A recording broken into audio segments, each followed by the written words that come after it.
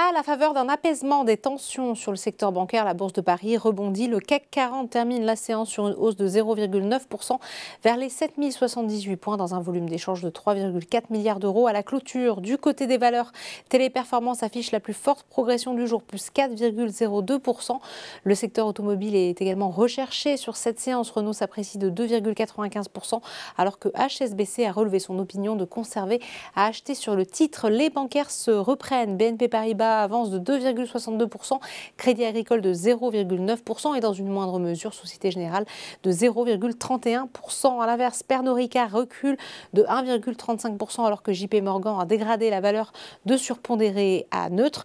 Notons que Kering est également en repli de 1,24%. On passe maintenant au SBF 120 sur lequel Casino se redresse de 6,13%, insuffisant toutefois pour effacer les pertes colossales de vendredi. Pour rappel, la note de crédit du groupe s'est vue dégradée en fin de semaine dernière par Moody's, assortie d'une perspective négative, une dégradation qui reflète notamment la poursuite des pertes de parts de marché sur le marché français de la distribution. De son côté, Plasticonium avance de 3,87% grâce à HSBC, passé de sous-performance à neutre sur l'équipementier automobile. Et Orpea est quant à lui toujours en souffrance, presque 9% de baisse.